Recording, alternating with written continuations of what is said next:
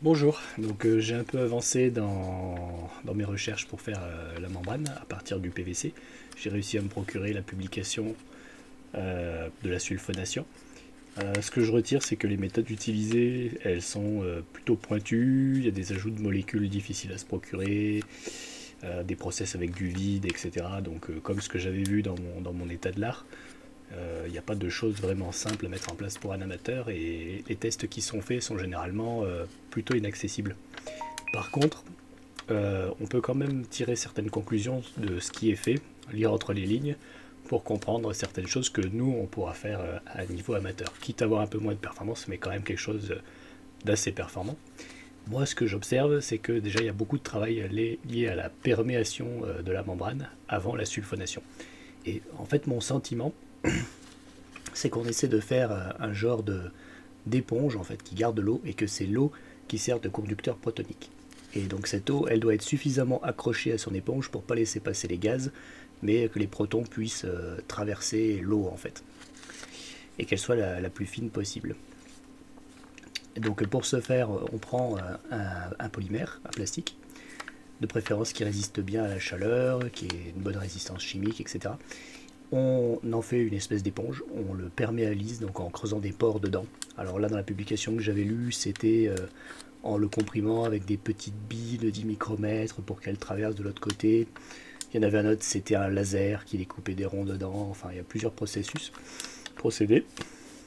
Et ensuite, je me demande si la sulfonation, en fait, bon, elle doit sûrement servir aussi à faire que la membrane elle est acide, quoi. Elle a un côté acide, ça libère plus facilement les protons pour la conduction protonique.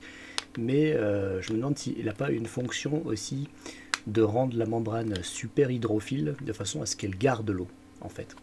Et je me souviens quand j'étais en thèse et que je travaillais sur la pile à combustible, mon encadrant m'avait dit quand les membranes de pile à combustible elles sèchent, souvent bah, c'est très compliqué de réutiliser la pile à combustible parce qu'il faut les réhumidifier.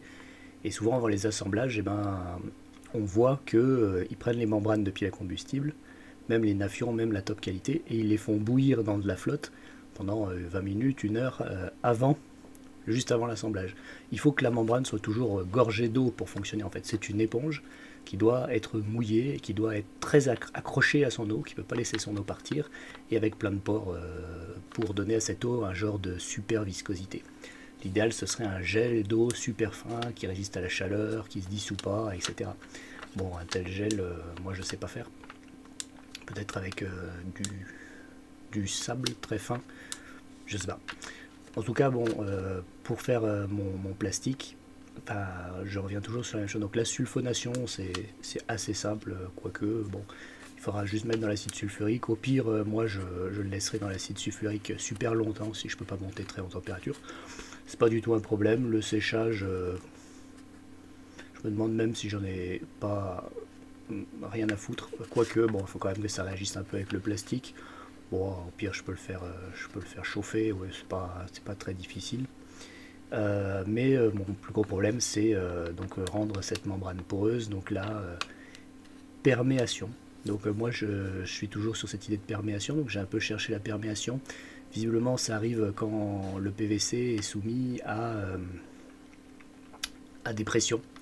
Notamment, bah, les gens quand ils font des piscines, des fois ils achètent des tubes en PVC pour faire l'alimentation en eau. Et comme c'est des tubes qui sont faits juste pour l'évacuation de l'eau, ils n'ont pas l'habitude d'être sous pression. Et dès qu'on met un peu de pression dans ces tuyaux, ils deviennent perméables et puis l'eau elle diffuse au travers. Ça marche aussi avec certains gaz, avec la vapeur. Donc moi je me demande si je peux pas genre mettre mon plastique, mon PVC, sur une cocotte minute par exemple. Et ensuite alors peut-être pas forcément une cocotte minute, mais une casserole, par exemple, dessus une casserole, mettre de l'eau, faire bouillir, et puis il y aurait de la vapeur, et ça mettrait mon truc sous pression, peut-être que ça ferait des micropores, ça creuserait dans mon plastique. Ou alors j'essaie de trouver une poudre très fine, un sable très fin, quelque chose comme ça, et puis je le comprime à l'intérieur, un peu comme ce que faisaient les autres, ou je le fais vieillir avec de la chaleur, dans de l'eau, ou juste dans une cocotte minute fermée. J'imagine qu'il y a plusieurs choses à tenter. Il faut que je refasse un peu plus d'études sur le vieillissement des polymères toujours. Et je pense que moi je vais plutôt utiliser une technique de vieillissement des polymères, ça me semble plus intéressant. Mais bon, je peux changer d'avis. Je sais aussi par exemple qu'un un cheveu ça fait 40 micromètres. Alors on n'atteint pas les 10 micromètres qu'on voudrait, mais peut-être qu'avec des cheveux on pourrait comprimer et traverser. J'en ai aucune idée quoi. J'en ai aucune idée. Ce qui est sûr c'est que la sulfonation seule ne suffira pas quoi. Il faut que je massacre ce film plastique. Il faut qu'il y ait des trous dedans, mais des trous microscopiques et beaucoup de trous microscopiques. Voilà. Donc je vous tiendrai informé par rapport à ça. Je vais continuer. Donc ce coup-ci chercher sur la perméation encore davantage. Pour voir s'il n'y a pas autre chose que la pression, parce que la pression vapeur, et puis j'ai du mal à quantifier combien de temps il faudra que ça dure, quelles vont être la largeur des pores faits, etc. Il y a assez peu d'études. Enfin, quand on cherche perméation, en tout cas, c'est des choses qu'on cherche à éviter, donc j'ai pas toujours tous les détails dont j'aurais besoin pour bien choisir. Voilà, donc je vous tiendrai au courant dès que j'aurai du nouveau. Et puis j'espère bientôt mettre en place cette expérience.